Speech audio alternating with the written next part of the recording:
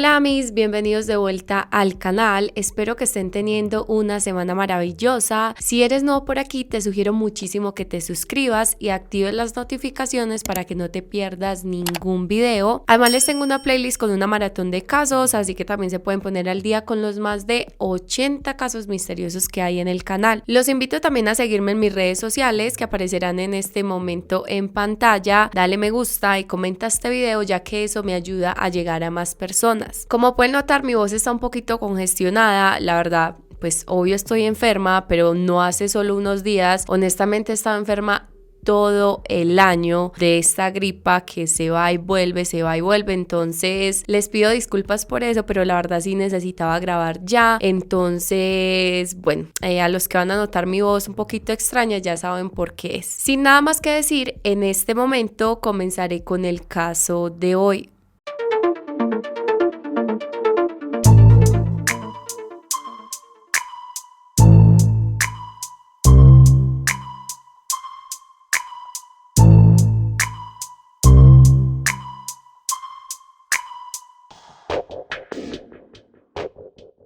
En el año 1990, la abogada de Derecho Internacional Rosario Porto Ortega, 21 años, y el periodista Alfonso Basterra Camporo, de 26, iniciarían una relación sentimental. La mujer provenía de una familia adinerada de Santiago de Compostela, en España. Su padre era también abogado y de hecho él era quien la había inspirado para la elección de su carrera. Su madre se llamaba Socorro Ortega, era profesora y catedrática de Historia del Arte. Charo, o Charín como era llamada Rosario por sus parientes y amigos más cercanos, nació el 11 de julio de 1969 y creció dentro de círculos importantes y de estatus, por lo que se cuidaba mucho del qué dirán. Impulsada por los deseos de sus padres, se animaría a ampliar sus estudios de derecho en universidades extranjeras. Además, gracias al legado de su progenitor, obtendría el título de cónsul honoraria de Francia. Por otra parte, Alfonso nació en 1964 en Bilbao, España, y provenía de una familia de clase media y no tan adinerada como la de su novia. Su círculo más cercano lo definía como un hombre conversador, pero reservado y tranquilo, era simpático y disfrutaba bastante salir con sus compañeros de trabajo a charlar un rato mientras se bebían una copa de vino. Uno de sus amigos dijo que notó que su actitud cambió cuando empezó a salir con Rosario, pues se había alejado por completo de ellos y esperaba muy inquieto la hora de salir para verse con su pareja, casi que parecía dependiente a ella. El 26 de octubre de 1996, la pareja, con mucha ilusión, daría el sí frente al altar, y como la misma mujer lo describiría un tiempo después, los primeros años de matrimonio fueron un cuento de hadas. Estaban muy enamorados y motivados con los nuevos proyectos que tenían en sus vidas, que al final de cuentas ahora solo se resumían en una sola. Sería así como en el año 1998, impulsados por el fuerte deseo de los padres de Rosario para ser abuelos, especialmente por su papá, iniciarían trámites para el proceso de adopción de una niña, aunque esto no lo realizarían en España, sino en Yongzhou, una ciudad de China, parte de la provincia de Hunan. Sin embargo, solo hasta el año 2001, la tan anhelada bebé de 9 meses, a quien decidieron llamar Asunta, llegaría a la familia Basterra Porto. La opción de una niña china no demoraría en hacerse eco, y los medios de comunicación querían la primicia sobre este acontecimiento insólito, ya que era la primera niña china adoptada en Galicia, pero además que una persona decidiera adoptarla en vez de tener sus propios hijos se veía como un acto de inmensa bondad. La familia, conformada ahora por 3 integrantes, paseaba orgullosa y feliz con su hija por las calles, donde aceptaban ser fotografiados y entrevistados por la prensa. Asunta Basterra Porto nació el 30 de septiembre del 2000 en Yongzhou, Hunan, en China, y el nombre que su país de nacimiento le había dado era Fan Yon. La menor crecería en un ambiente familiar de clase alta, era amada y consentida por sus nuevos padres y abuelos. Este mismo ambiente le permitiría desarrollar todas sus habilidades y mostrar gran inteligencia. Desde muy pequeña se sintió atraída por la música, le gustaba el violín y aprendió a tocar el piano junto a su abuelo paterno, con quien tenía una relación estupenda. La niña también mostraría gran destreza en otros campos académicos y artísticos. En su escuela, por ejemplo, ya iba adelantada de grado. A los 12 años ya dominaba varios idiomas como el inglés, francés y mandarín. Además, practicaba en un curso de danza clásica y le gustaba escribir. Una amiga de la madre comentaría que en una reunión de amigas en la que estaba Rosario con su hija, ella comenzaría a presumir presumir con orgullo las habilidades de la menor, aprovechando para contarles que hace poco había empezado a estudiar alemán y le encantaba. Asunta, con la sinceridad que caracteriza a todos los niños de esa edad, además con la inteligencia que tenía, no dudaría en responderle a su madre que a la que le encantaba que estudiara alemán era a ella. Una vez Rosario y Antonio se casaron, al parecer él se alejaría un poco del periodismo y solo de vez en cuando colaboraba con algunos medios o con el gabinete de comunicaciones de algunas empresas, pero eran trabajos muy limitados. Su esposa era la que aportaba más a la economía del hogar y sería por esto que el padre se encargaría mayormente de los asuntos de su hija, la acompañaba al colegio, la cuidaba en casa y la ayudaba con actividades extraescolares. En julio del año 2012, el caos caería sobre la familia cuando Francisco Porto muere a causa de una embolia. Esto ocurriría 7 meses después de que muriera su esposa Socorro de un infarto. El fallecimiento de ambos sería muy complicado para todos, pero especialmente para Asunta. La muerte de su abuelo sería aún más difícil de superar, pues era él quien más la consentía y le demostraba su amor. Después del fallecimiento de su padre, Rosario decidiría cerrar el bufete de abogados de él y en el cual trabajaban ambos. Además, cancelaría su semestre de Derecho con la idea de no continuar esta carrera. Poco tiempo después sería el momento para renovar la donación que su padre aportaba a la Orquesta Real Filarmonía, pero ella decidiría no continuar haciéndolo, pues parece ser que a la mujer le había dejado de interesar el posicionamiento social que su padre se esmeró toda la vida por mantener y ahora simplemente quería actuar de acuerdo a lo que ella le apetecía y no a lo que los demás esperaban.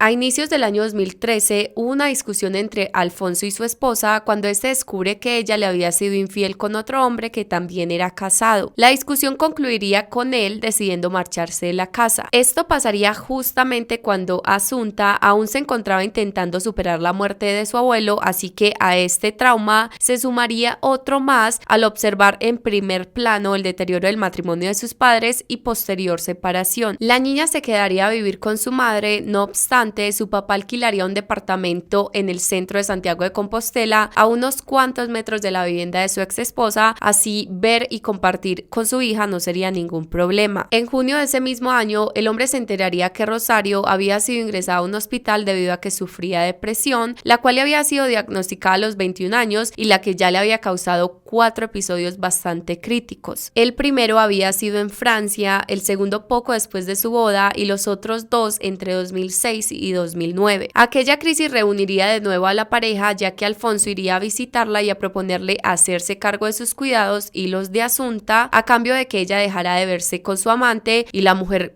con pocas opciones para elegir, terminaría aceptando esto, aunque vale la pena aclarar que esto no significaría que ellos retomaron a la relación de pareja, sino que se limitaron a tener una amistad por el bien de su hija y la salud de la madre de esta. 3 meses más tarde, exactamente el viernes 20 de septiembre, Asunta se quedaría sola en casa ya que su madre decide salir a Pontevedra con su nuevo novio / la persona con la que le fue infiel a su esposo. Esto era algo de lo que no tenía conocimiento Alfonso, ya que cuando ella le preguntó para cuidar a la menor, le dijo que era porque tenía que salir de la ciudad por cuestiones de trabajo. Al día siguiente, cuando la mujer ya estaba en su vivienda con su hija, la dejaría nuevamente sola mientras realizaba sus tareas escolares. 2 horas más tarde regresaría, pero no ve a Asunta por ningún lugar. Ella, claramente angustiada, llamaría a su ex esposo para preguntar que si estaba con la niña, pero este le dijo que no habían hablado en todo el día, por lo que ambos se dirigieron a la estación de policía más cercana para denunciar la desaparición de la pequeña. Solo un par de horas después de la denuncia, en la madrugada del 22 de septiembre, 2 personas descubrirían en una pista forestal de la parroquia de San Simón de Ons de Cacheiras, en el municipio de Teo, un cadáver abandonado en una cuneta con las manos y pies atados, y el cual podría pertenecer a un menor de edad, por lo que inmediatamente se dio aviso a las autoridades. A solo 5 kilómetros de donde se hizo este hallazgo, curiosamente también quedaba una casa de campo propiedad de Rosario, y 1 kilómetro después quedaba el centro de Compostela y el domicilio en el que vivió con su esposo e hija antes de su divorcio. La autopsia a la víctima revelaría que se trataba de una pequeña de origen chino. Sus análisis forenses indicaban una alta dosis de lorazepam, medicamento tratamiento que parece ser que estuvo recibiendo desde al menos 3 meses antes de su muerte. La niña se encontraba atada por las muñecas y pies con una cuerda naranja, aunque no se pudo verificar si el atacante había hecho esto antes o después de su fallecimiento. La causa de muerte fue determinada como asfixia con objeto blando y se descartaría abuso sexual, a pesar de que se extrajeron muestras de un fluido corporal de su camiseta y unas gotas de examen que pertenecían a otra persona o otro ADN de su ropa interior. Sería solo cuestión de horas para confirmar que en efecto se trataba de Asunta Basterra. El primer hombre dueño del ADN encontrado en la camiseta de la menor sería fácilmente identificado, pues ya se encontraba en la base de datos de las autoridades por otra investigación criminal. Él era de nacionalidad colombiana, aunque residente en Madrid hacía ya varios años. Este sujeto negaría tajantemente las acusaciones, manifestando no haber estado en el lugar de los hechos ese día, incluso mostrando una factura de compra en un almacén de trajes justo en el momento en el que se presume que la víctima habría sido asesinada. Es por esto que, carentes de pruebas, las autoridades terminarían concluyendo que la evidencia que lo involucraba podría haber sido producto de contaminación dentro del laboratorio de criminalística, cuando un brazo articulado, el cual es un objeto que usan los forenses para el análisis de pruebas de este tipo, no fuera rigurosamente limpiado después de que se analizara el ADN del colombiano y continuara siendo usado para examinar la camiseta de Asunta.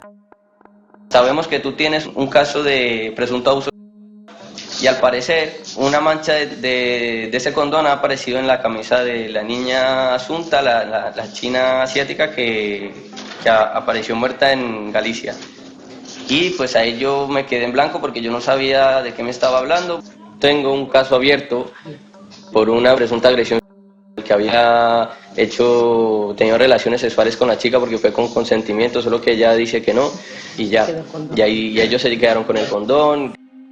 Es así como finalmente este sospechoso terminaría siendo desestimado de la causa. Cuando la madre de la menor fue interrogada por las autoridades, manifestaría que había dejado a su hija sola en casa y que al regresar no la encontró. Sin embargo, al revisarse las cámaras de seguridad de una joyería del centro de la capital gallega para verificar esta versión, las imágenes captarían el auto de la mujer, un Mercedes de color verde, pasando por allí con dirección al municipio de Teo, y el cual era aparentemente manejado por ella, y además se veía a Asunta como su acompañante. Al ser enfrentada por la policía, Rosario cambiaría su testimonio, argumentando que en realidad ese día ella había estado en Montouto, una localidad cercana, y desde allí había regresado a Santiago de Compostela hacia las 5:50 de la tarde para dejar a la niña cerca de la vivienda de su padre y seguidamente se iría de nuevo a Montouto. Los investigadores ordenarían la revisión de la casa de campo de la mujer, proceso en el cual ella los guiaría. Sin embargo, sería solo abrir la puerta para que Rosario se fuera corriendo al segundo piso, manifestando que tenía que ir urgente al baño. Uno de los agentes, alertado por su actitud, la seguiría cautelosamente y allí la encontraría tratando de tapar en una papelera una cuerda naranja muy similar a la que se había usado para amarrar las muñecas y pies de Asunta. Según los profesionales, las cuerdas eran de un material y color poco común en la zona. Por otro lado, la primera reacción del padre al enterarse lo que había ocurrido con su hija sería llamar al periódico El Correo Gallego, donde había trabajado antes, para pedirles que retiraran la noticia de su página web, pues ellos eran los únicos en ese momento que la tenían publicada y él no quería que los demás siguieran su ejemplo e hicieran lo mismo. De acuerdo a toda la información recogida en la investigación, esta misma comenzaría a girar en contra de los padres de la víctima y se ahondaría sobre lo que había pasado en los últimos meses que la niña estuvo con vida. Por el mes de julio, cuando Rosario recibió el alta del hospital, su ex esposo cumpliría con lo prometido, haciéndose cargo de atenderla a ella y a la menor. Los tres empezarían a hacer más planes juntos, como cenar o ver películas, y todo parecía ir muy bien en la familia. La expareja tenía una relación muy armónica, lo cual era por supuesto lo más saludable para la hija que compartían. Sin embargo, todo parecía ser una cortina de humo, pues extrañamente ambos comenzarían a actuar de forma bastante cuestionable en contra de Asunta. Del WhatsApp de la menor se obtendría una conversación con fecha del 5 de julio, en donde ella le contaría a una de sus amiguitas que un ladrón había entrado entrado a su casa y la había intentado matar la noche anterior, incluso mandándole varias fotos en las que se le veía unas marcas en el cuello. Este hecho por obvias razones la había traumatizado bastante, así que ese mismo día se fue a la vivienda de su compañera para contarle más detalladamente lo que le había sucedido tanto a ella como a su madre, además de que hacía muchísimo énfasis en que era cierto lo que les estaba contando. Esta mujer, muy preocupada, inmediatamente llamaría a Rosario para que le contara realmente lo que había sucedido, y nota cómo esta señora le resta importancia al incidente que le había pasado a su hija, explicándole que la pequeña había olvidado sus llaves pegadas a la puerta, por lo que un desconocido encapuchado entraría al domicilio para intentar asesinarla, aclarando además que ella lo había sorprendido en el acto, pero que no consideró necesario denunciarlo. Lo raro es que aparentemente este sujeto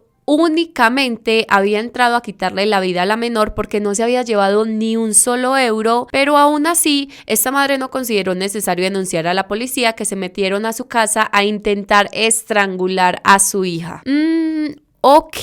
Como si lo anterior ya no fuera lo suficientemente extraño y hasta perturbador, resulta que ese mismo 5 de julio Alfonso compraría 50 comprimidos de un medicamento ansiolítico o tranquilizante usado para las personas que padecen ansiedad o depresión para ayudarles a conciliar el sueño, que era el que le habían diagnosticado a su ex esposa para su trastorno mental. Bueno, pero ¿qué tiene que ver eso con Asunta? Pues es que resulta que al final la persona que terminaría tomándose ese aglomerado de pastillas no sería la mujer, sino la niña. El martes 9 de julio, la menor acudiría a sus clases de música, pero en esta su profesora la notaría muy extraña, somnolienta y poco activa, algo que era realmente insólito en ella. La mujer se acercaría a preguntarle qué le sucedía, a lo que Asunta le responde que había dormido por muchas horas, diciendo que casi como un día y medio seguido, argumentando que no sabía muy bien qué le pasaba. La maestra le pregunta qué había desayunado, pero su alumna dijo no recordarlo, y de hecho no recordar casi nada de los últimos días. Solo puntualizaría que su madre le estaba dando unos polvos blancos que sabían fatal. La señora, muy preocupada, se comunicaría con los padres de la niña para ponerlos al corriente del estado de su hija, y estos le restan importancia diciendo pues que todo estaba bien con ella, pero que debido a que tenía una grave alergia la habían tenido que medicar con antihistamínicos, por lo que con este mismo argumento la docente intentaría calmar a la menor diciéndole que lo que sentía era normal debido a que por su alergia estaba tomando pues estos medicamentos y estos la podrían hacer sentir un poco mal. Sin embargo, la niña reaccionaría de manera negativa y con un tono de molestia, expresando que ella no tenía ninguna alergia. La profesora la ayuda para que retome la clase, pero Asunta fallaba hasta en lo más básico, a sabiendas de que era una alumna destacada y ya tenía un manejo total de la primera fase de este estudio. El 17 de julio, Alfonso acudiría nuevamente a la misma farmacia a la que fue el 5 de julio para comprar esta vez una caja de 25 comprimidos. Ese mismo día más tarde regresaría para pedir el favor de que le vendieran otra caja, ya que supuestamente había perdido la anterior. Es decir, se llevó un total de 50 pastillas en menos de 24 horas que habrían sido ingeridas por la menor, o sea, una locura. El lunes 22 de julio, la niña volvería a clase de música en un estado de somnolencia mucho peor. Sin embargo, esta vez le manifestaría directamente a la maestra que pensaba que sus padres la estaban engañando al darle aquellos extraños polvos blancos, los cuales ella no tenía ni idea para qué funcionaban, pero la hacían dormir durante días seguidos. El martes 30 de julio se registra que Rosario habría acudido a consulta con su psiquiatra pidiéndole que requería estar medicada con los ansiolíticos, por lo que el profesional en salud mental le receta nuevamente aquellos comprimidos que hemos mencionado durante el transcurso de la narración. Desde el día siguiente hasta el 20 de agosto, Asunta estuvo de vacaciones lejos de sus padres, aunque no se encontró exactamente con quién, pero pudo haber sido con la misma escuela en un campamento de verano. A su regreso, ella debía retomar con sus clases artísticas y sus estudios en la institución educativa, pero no acudiría a nada de esto porque, según sus padres, se estaba sintiendo mal. Revisando diferentes cámaras del sector por donde vivían los padres de la víctima, además de sus testimonios y registros telefónicos de los dispositivos celulares de cada uno, se lograría hacer una reconstrucción del sábado 21 de septiembre, el día antes de que el cuerpo de la menor fuera hallado sin vida. Ese día a las 2 de la tarde se ve a Asunta pasar frente a la cámara de una sucursal bancaria que quedaba en camino al departamento de su padre, con quien después se va a comer. Después a las 5:21 la niña pasa nuevamente frente a esa cámara de regreso a la vivienda de su madre. 8 minutos después también aparecería Rosario hacia la misma dirección. A las 6:23, la menor sería vista por unos conocidos en compañía de su padre en las proximidades de la casa de su progenitora. Para asegurarse de que estos testigos no se estuvieran confundiendo de día u hora, las autoridades revisarían unos tickets de compra que los testigos habían realizado en una gasolinera de la zona, por lo que se confirmaría que la información era certera. Sin embargo, todo se complicaría cuando los oficiales observan las imágenes obtenidas de la cámara de seguridad de una joyería ubicada en el centro de Santiago, donde a las 6:22 se vería un auto Mercedes verde siendo conducido por Rosario, quien conduce en una rotonda, agarrando seguidamente la salida hacia el municipio de Teo. Adicionalmente, a bordo no solo se podía observar la figura de la mujer, sino también la de su hija. Pero ¿cómo era posible que la niña pudiera estar con ambos a la misma hora? Esto es algo que obviamente creó cierta confusión, pero al final la evidencia a través de imágenes era definitivamente más precisa que la de los testigos, así que se basaron principalmente en esta, y además esta podía constatar que la niña sí había estado con ambos padres, a pesar de que Alfonso dijo haber estado completamente solo ese día. Alrededor de las 6:35 de la tarde, la alarma de la casa ubicada en Teo sería desconectada, y aquí es importante tener en cuenta que según los forenses la muerte de Asunta fue estimada entre las 7 y 8 de la noche. A las 8:53 p.m. el sistema de seguridad sería conectado nuevamente. Minutos después, un vecino de la propiedad dijo haber visto a Rosario pasando en su vehículo. Ambos se saludaron, pero aún más relevante, él confirmaría que la menor no se encontraba con ella.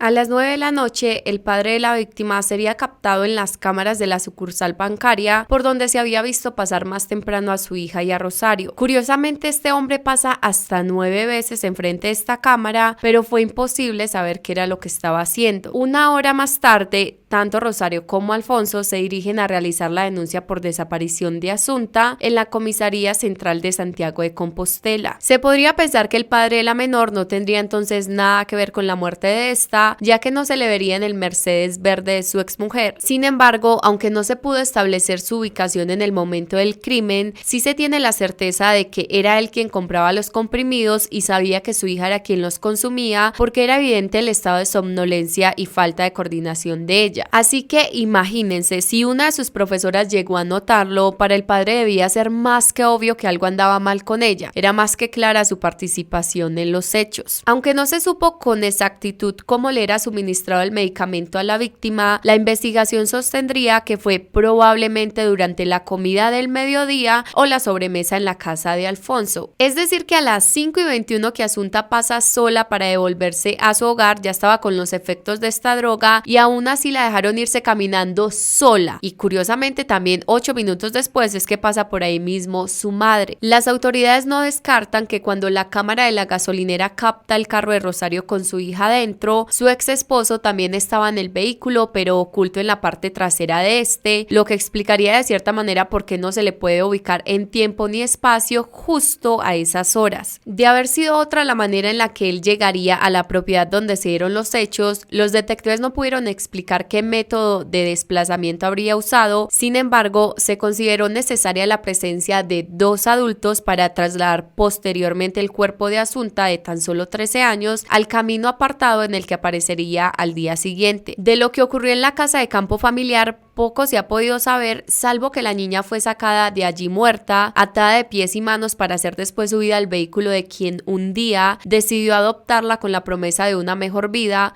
pero que en realidad la abandonó con el menor sentimiento posible en el bosque. A pesar de que las pruebas obtenidas hasta el momento eran solo circunstanciales, fueron suficientes para arrestar a la madre y al padre de la víctima. El martes 24 de septiembre, la mujer sería detenida y se iniciaría una investigación en su contra por los delitos de posible homicidio. Al día siguiente, la policía capturaría también a su ex esposo por los mismos motivos. La elevada presencia de ansiolíticos y el testimonio de la profesora de música sobre cómo la niña iba casi dormida a clase y decía que su madre le daba unos polvos blancos que la hacían dormir, serían las únicas pruebas de cargo, es decir, las únicas pruebas suficientemente argumentadas como para incriminar a los padres en el crimen. El resto fueron indicios. Las versiones contradictorias de ambos padres, las incongruencias en sus testimonios, la coautoría en el hecho y todo lo demás formaría parte de los más de 30 indicios probatorios que formaron parte de la acusación. Aunque no se lograría confirmar cuál habría sido el móvil del del crimen, se concluiría que ambos acordaron en algún momento acabar con la vida de su hija. Ninguno de los dos aceptaría los cargos y mantuvieron todo el tiempo una actitud firme, tampoco se señalaron como responsable el uno al otro, como suele verse en muchos de estos casos orquestados por parejas. ¿Habían hecho acaso algún tipo de acuerdo entre ellos?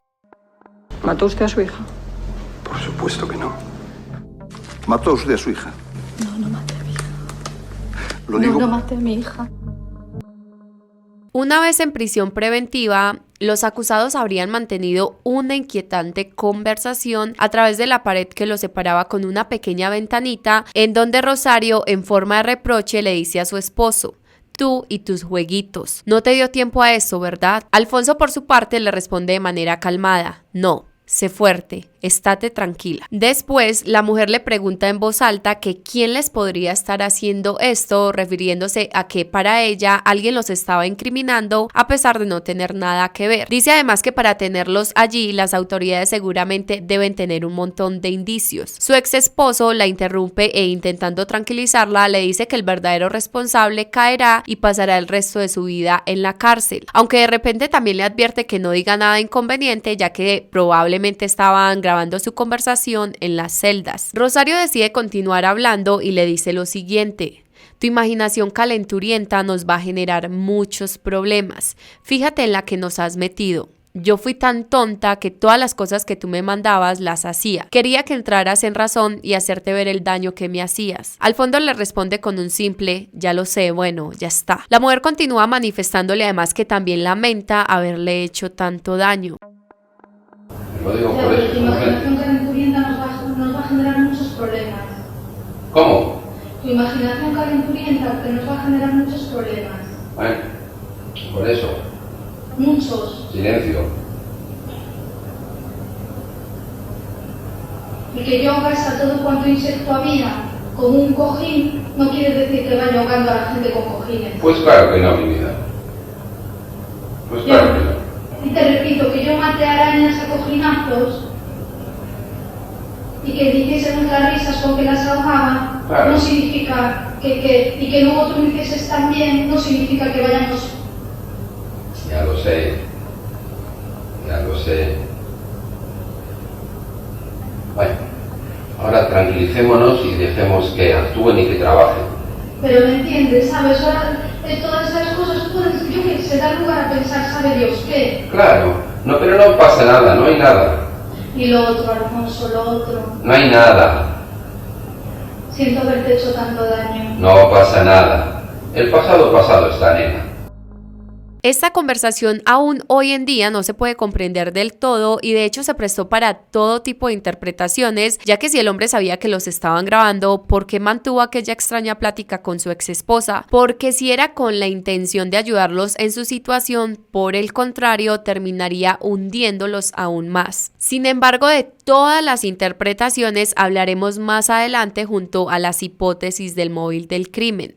Diversas personas del círculo social de la pareja sostuvieron que los acusados estaban atravesando por problemas económicos, pues con la muerte del padre de Rosario, ella habría quedado al mando de todos los bienes y dinero heredado, pero parece ser que no lo supo administrar muy bien y ahora se encontraba pagando las consecuencias de esto. Sumado al hecho de que su ex esposo no tenía un trabajo estable, así que era poco lo que aportaba al hogar. Ella, como sabemos, al decidir cerrar la oficina de abogados que había dejado su progenitor, tampoco tenía un empleo fijo. Mantener la enorme finca de 9.400 metros cuadrados que su familia tenía en Teo, administrar unos departamentos en Santiago y otro más en Vilanova de Arauza, le costaban un dineral, por lo que ella pensó que lo mejor era vender aquella propiedad más grande, pero no le resultaron clientes para el tan alto precio que le había puesto. Rosario había programado también la renovación del departamento donde vivían sus padres para adaptarlo a las necesidades de ella y su hija. No se sabe si con la intención de ahorrar en lo que pagaba de alquiler o si era porque simplemente le parecía más amplio y mejor mantenido. El caso es que un día antes de que se iniciara la obra, ella la detendría quejándose de no tener el dinero suficiente para asumir este costo. Las dos situaciones anteriores harían suponer en un principio que el móvil del crimen podría ser económico y que tal vez la verdadera heredera de los bienes y el dinero de su fallecido padre era Asunta, al ser más consentida por él. Sin embargo, se lograría tener acceso al documento y este estaba únicamente únicamente a nombre de Rosario y no hubo ninguna donación a la niña. Es por esto que se descartó que esta podría haber sido la razón para asesinarla. A pesar de que la muerte de sus padres fue devastadora para la acusada de parricidio, parecía ser que al mismo tiempo había sido un alivio debido a que la mujer comenzaría a vivir como le apetecía. Esto empezando por separarse de su esposo, pues ya había conocido a alguien más. Con él se iba de viaje a otras ciudades donde pudieran vivir su amor sin miedo, aunque Alfonso creía que viajaba era por trabajo. Es así que mientras ella estaba lejos, el ex esposo debía cuidar a la niña y encargarse de todas las actividades de esta, cosa que tal vez le incomodaba, pero no tenía más remedio que hacerlo, ya que era Rosario la del dinero. La policía barajaría la posibilidad de que hubiesen orquestado el crimen a partir de sus deseos de tener una vida sin ataduras, y esta no incluía en la foto a Asunta. Sin embargo, un tiempo después se crearía una nueva hipótesis que cobraría mucha fuerza y la cual señalaba a los padres de la víctima de algo realmente repulsivo. Después de haber inspeccionado en diversas oportunidades durante el año 2013 el inmueble de Alfonso y no hallar nada sospechoso, un juez ordenaría un nuevo cateo en junio de 2014 que los llevaría a encontrar un portátil y un teléfono móvil. Dado que antes no habían aparecido, se pensó que alguien podría haberlos colocado en el domicilio del padre, no sin antes modificar el disco duro. Lo que se encontraría en este dispositivo encendería las alarmas, pues el padre contaba con material erótico y pornográfico de únicamente mujeres asiáticas, de donde, como sabemos, era originaria también su hija adoptiva. Lo anterior sumaba a la investigación un posible móvil sexual para cometer el asesinato, pero además se encontrarían también imágenes de la propia Asunta en poses completamente inapropiadas. Una de las más indignantes sería una foto en la que se le ve a la menor en un sillón vestida con un corsé y medias veladas negras, bastante maquillada y en una actitud y posición que los investigadores consideraron perturbadora, teniendo en cuenta que fue su padre quien le hizo la sesión fotográfica. Las autoridades continuarían revisando las redes sociales de este hombre y pudieron notar cómo entre sus amigos de Facebook reinaban fotos de perfil de mujeres muy jovencitas con rostro angelical, varias de ellas de origen asiático. Además, también pertenecía a grupos dentro de la misma red social donde se publicaban fotos de adolescentes en poses sugerentes, en ropa interior o desnudas, junto con videos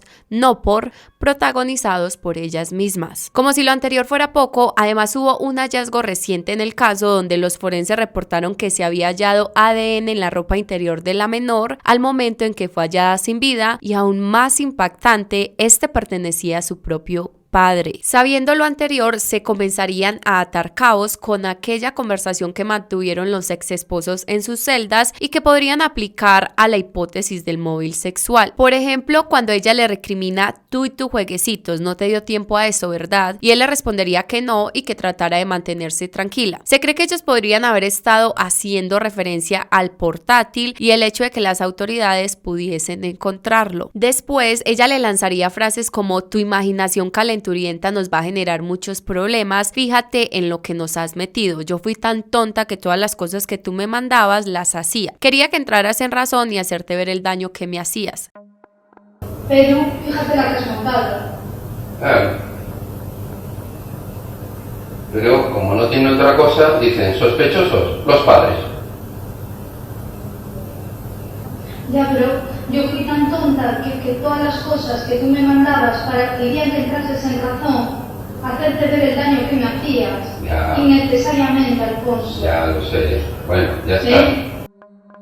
Eso también los dejaba en muy mala posición frente a la información encontrada en el computador, aunque es extraño que después de eso la mujer también le dijera que la perdonara por todo el daño que le había hecho. ¿Acaso estaba mencionando la infidelidad o había algo más perturbador? No se sabe a ciencia cierta a qué se referían ambos, pero definitivamente dejaron entrever que algo estaba muy mal dentro de ese hogar. Una hipótesis que se manejaría respecto al móvil sexual sería que la niña se encontraba en una edad en la que ya comprendía que los jueguecitos que su papá mantenía con ella no eran normales ni apropiados. Así que quizás por el temor de que Asunta empezara a contar algo de lo que su progenitor le hacía y arruinara la reputación de la familia, entre ambos empezarían a planear su asesinato, aunque vale la pena aclarar que la menor no tenía signos de abuso sexual al momento de su muerte, y esta versión es principalmente apoyada por las perturbadoras fotografías halladas y por el hecho de que parecía ser que Alfonso tenía una obsesión y fuerte fuerte deseo hacia las mujeres asiáticas. Otras personas, en cambio, creen que si bien Rosario estaba al tanto de lo que su esposo le hacía a su hija, esto no significaría que lo apoyara y por el contrario el comportamiento de él la lastimaba, llegando hasta el punto en donde llegaría a ver a la niña como una contrincante, así que motivada por los celos, la rabia y la inestabilidad emocional, sería ella misma quien decidiría cometer el crimen, recibiendo además ayuda por parte de su pareja. El juicio contra los acusados iniciaría y él mismo reuniría los testimonios de la profesora de música, la mamá de la amiga de Asunta, quien detalló cómo Rosario le restó importancia al ataque que le hicieron a su hija, y finalmente los mismos padres y posibles asesinos. A Alfonso siempre se le vio sereno. Cuando llegó su momento de hablar, diría que cuando se filtró la noticia de que él era un posible pederasta,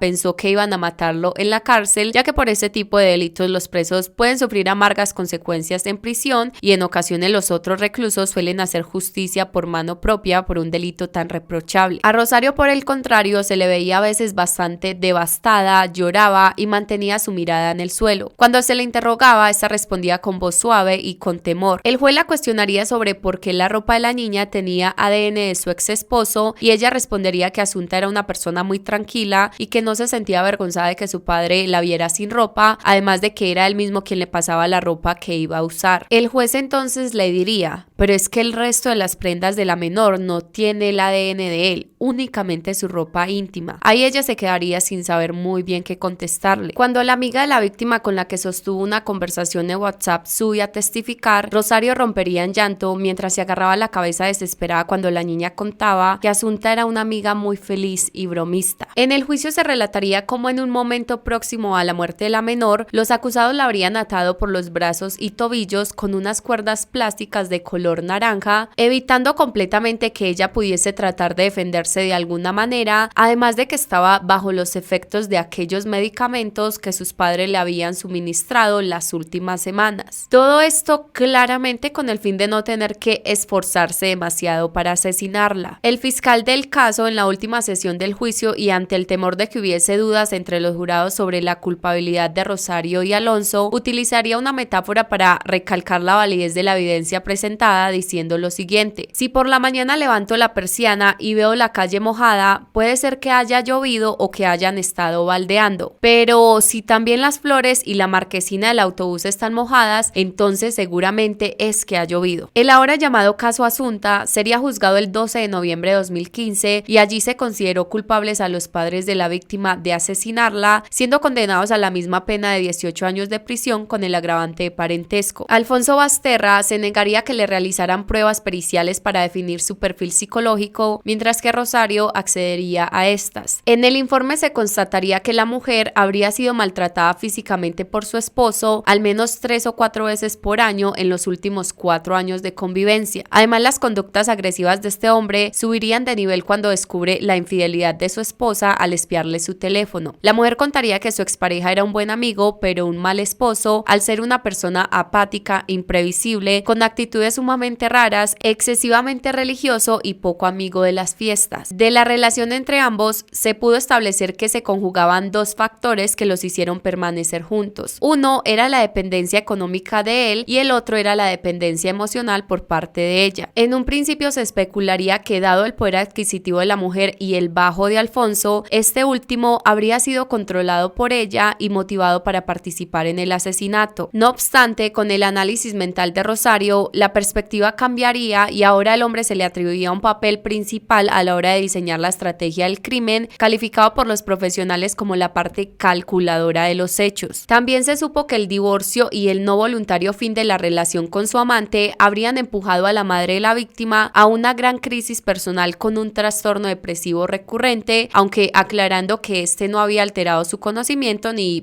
la voluntad en el momento en el que se cometió el asesinato. Rosario Porto ya había cumplido más de un tercio de su pena en prisión, contando durante mucho tiempo con una reclusa sombra que la acompañaba para evitar cualquier intento de autolesión por la profunda depresión que padecía desde antes de casada y de la que solía tener cada vez más recaídas. No obstante, el 24 de febrero de 2017, la mujer sería ingresada de urgencia en el hospital de Coruña tras ingerir una fuerte dosis de medicamentos, pues sin que nadie lo supiera, ella había estado guardando durante días en un vaso los ansiolíticos que debía tomar habitualmente por por prescripción médica con la intención de acabar con su vida. El 12 de noviembre de 2018 sería su segundo intento de esto cuando se enroscó un cordón alrededor del cuello mientras se duchaba. Después comenzaría a llamar a gritos a su compañera de celda, alertándola de lo que estaba haciendo, y esto pudo ser evitado. A partir de ese momento se intensificaría el protocolo de prevención de suicidios en la prisión y se le asignaría otra interna de confianza para que la cuidara. Sin embargo, después de continuar intentando lo mismo en diversas ocasiones, Rosario sería encontrada en su celda muerta debido a que se había puesto una correa hecha de tela alrededor de su cuello y después la había atado a la ventana para lograr su objetivo. En el centro penitenciario donde se encontraba Alfonso, se encargarían de darle la noticia de lo ocurrido. Algunos dicen que el sujeto se mostró sorprendido, pero no exteriorizó mucho sus emociones, aunque otros medios manifiestan que por el contrario, él había estallado en llanto al enterarse. Por precaución y protocolo, a él también le sería asignado un recluso de confianza para evitar que pudiera atentar contra su propia integridad, además de que en una ocasión había enviado una carta a un noticiero donde mencionaba que se quitaría la vida cuando fuese un hombre libre para poder estar con su hija. Pese a la mala situación económica en la que Alfonso quedaría al salir de prisión y de la que por supuesto Rosario estaba al tanto, ella no le había dejado ningún tipo de herencia y todos sus bienes pasaron a manos de una amiga. Para muchas personas esta fue una decisión un poco extraña, teniendo en cuenta el largo matrimonio que compartió con la pareja y de que además ambos defendían su inocencia y nunca se responsabilizaron el uno al otro, pero aún así parece ser que para ella él no merecía ni un solo centavo. El caso Asunta es uno de los más recordados en toda España por su estremecedor desenlace. Hasta el día de hoy se desconoce el móvil real del crimen y a menos de que Alfonso sea quien saque a todos de la duda, puede ser que ya nunca nos enteremos del porqué de tan horrendo hecho. La lápida de la pequeña Asunta Basterra tiene el nombre Asunta Ion Fan, quitándole por supuesto el apellido de sus padres y sus propios asesinos. Bueno amigos, eso es todo por el día de hoy. Nuevamente les pido disculpas porque estoy un poquito congestionada. Muchísimas gracias por quedarse hasta el final. Muchísimas gracias por escucharme. Espero que la narración haya sido de su agrado. Me voy a tomarme una bebida caliente, una pastilla y a descansar. Así que no me queda nada más para decir y nos vemos en una próxima oportunidad. No sin antes recordarles que se cuiden mucho. Por favor, en serio, especialmente la gripa porque parece que anda por todos lados. En serio, pilas. Chao.